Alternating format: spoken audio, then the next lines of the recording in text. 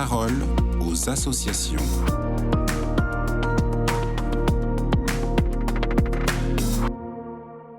Bonjour à tous, bienvenue dans La Parole aux associations. Aujourd'hui, je suis avec Marilyn Chaumont, la rédactrice en chef du magazine de la Fondation OCH.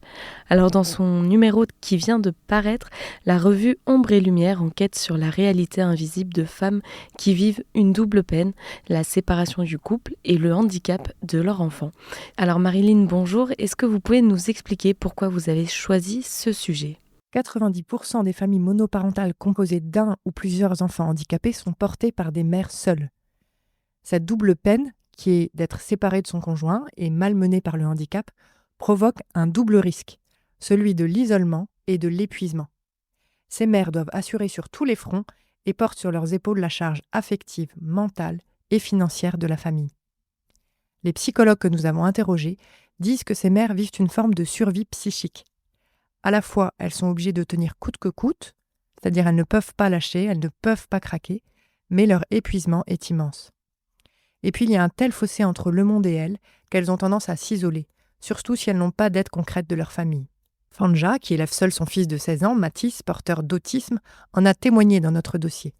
Elle était incapable de bien se concentrer pour sa formation d'aide-soignante qu'elle avait repris à force d'enchaîner les rendez-vous médicaux. Elle ne pouvait pas non plus se reposer sur sa famille qui disait qu'elle faisait des histoires. Fanja nous l'a confié. « Je m'étais enfermée dans une bulle avec Mathis. Je ruminais, je pleurais, sans pouvoir me confier à qui que ce soit. » Et alors comment cette femme a-t-elle trouvé une issue ? Grâce à une association qui lui a permis de travailler au domicile des personnes âgées, Fanja a pu commencer à retravailler et à retrouver un minimum de vie sociale et relationnelle.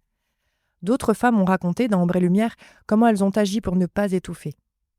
Élise, mère de 3 enfants, dont Lucas, autiste, et Guillaume, jeune garçon polyhandicapé, qui est décédé l'an dernier après de nombreuses années en soins palliatifs à domicile, a réussi, elle, à ne pas détruire sa vie sociale malgré des années en réclusion chez elle. Elle n'était plus invitée à des dîners, elle ne pouvait pas partir en vacances, sa famille non plus n'était pas présente. Mais elle a réussi à s'entourer de ses plus proches voisins dans son HLM et des soignants qui venaient à domicile. Il faut toujours laisser la porte ouverte, dit-elle. Elle est rejointe en ce sens par Domiti, notre grand témoin de ce dossier, qui rappelle que pendant 10 ans, sa seule activité a été de s'occuper de ses enfants. Cette suractivité l'a même conduite à une dépression. Domiti insiste, « Quand on a le nez dans le guidon, on se dit que les gens pourraient se manifester, mais si on ne leur explique pas notre besoin, ils ne peuvent pas le deviner. » De son côté, Domiti a reçu un soutien vital de sa famille et sur leur fil WhatsApp, elle a appris à écrire ces quelques mots régulièrement « J'ai besoin d'aide ». Il est vraiment primordial d'oser demander de l'aide. De fait, l'amour inconditionnel de leur enfant amène ces mères à ne pas compter le temps passé pour lui, à sacrifier leur vie professionnelle souvent inexistante ou réduite, mais ce manque de répit peut les abîmer sur le long terme. Est-ce que vous pouvez nous dire quel soutien spécifique il existe pour ces femmes ? Les associations et groupes de parole sont précieux. Je pense notamment aux Journées des mamans organisées par la Fondation OCH dans 12 villes de France au printemps. Ces femmes peuvent aussi participer au Forum Viva les 22 et 23 mars au Parc Floral de Vincennes, où aura lieu cet atelier Maman solo et handicap que j'animerai le dimanche 23 mars pour Ombre et Lumière. L'association Cœur de Maman, les chantiers éducation atypique des associations familiales catholiques et beaucoup d'autres lieux existent, et nous en rendons compte dans notre dossier. Et puis, il y a des aides financières dédiées.